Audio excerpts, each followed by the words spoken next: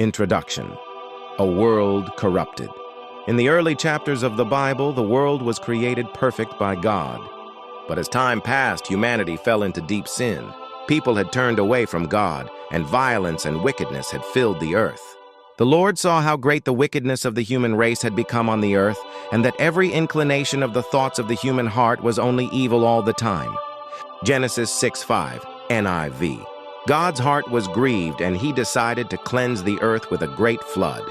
But there was one righteous man who found favor in his eyes: Noah. Noah, a righteous man in a wicked generation. But Noah found favor in the eyes of the Lord. Genesis 6:8, NIV. Noah was described as a righteous man, blameless among the people of his time, and he walked faithfully with God. Genesis 6:9. In the midst of a corrupt world, Noah stood out because of his faith and obedience. God gave Noah a very specific and sacred task: build an ark, a massive wooden ship, to save himself, his family, and pairs of every kind of animal. The ark, God's blueprint for salvation. God provided exact instructions for the ark's construction. Make yourself an ark of cypress wood. Make rooms in it and coat it with pitch inside and out. Genesis 6:14, NIV. The ark was to be 300 cubits long, about 450 feet, 50 cubits wide, and 30 cubits high, a colossal vessel designed to float during a worldwide flood. Noah obeyed completely. Despite living far from any sea and likely facing ridicule and disbelief from others, Noah did everything just as God commanded him. Genesis 6:22, NIV. Animals enter the ark. When the ark was ready, God commanded Noah to bring in animals. You are to bring into the ark 2 of all living creatures, male and female, to keep them alive with you. Genesis 6:19, NIV. 7 pairs of clean animals and 1 pair of unclean animals entered the ark, along with Noah, his wife, his 3 sons, Shem, Ham, and Japheth, and their wives. God then shut the door of the ark himself. Then the Lord shut him in. Genesis 7:16, NIV. The great flood begins. Rain poured from the heavens, and waters burst from the earth. For 40 days the flood kept coming on the earth, and as the waters increased, they lifted the ark high above the earth. Genesis 7:17, NIV. The waters rose and covered the mountains.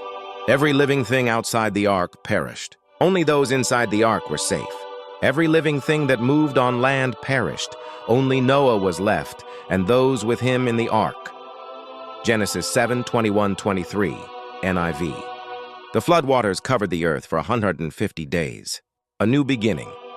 The waters recede. God remembered Noah and caused the waters to recede. But God remembered Noah, and he sent a wind over the earth, and the waters receded. Genesis 8:1, NIV.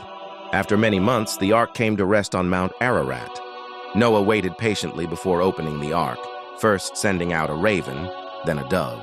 When the dove returned to him in the evening, there in its beak was a freshly plucked olive leaf.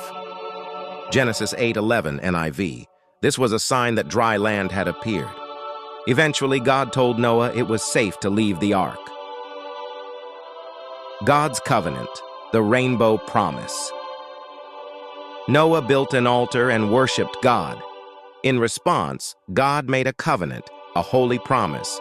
Never again will I destroy all living creatures as I have done. Genesis 8:21, NIV. As a sign of this covenant, God placed a rainbow in the sky. I have set my rainbow in the clouds, and it will be the sign of the covenant between me and the earth. Genesis 9:13, NIV. This promise stands to this day, a symbol of God's mercy, faithfulness, and love. Lessons from Noah's story. Obedience matters, even when it doesn't make sense. Faith in God can preserve us through the storms of life. God is just but also merciful. One person's faithfulness can change the world. Conclusion. The story of Noah is not just about a boat or a flood. It's about trusting God when no one else does. Whether for children's ministry, Bible study, or personal devotion, the story of Noah reminds us that God always makes a way for those who walk with him.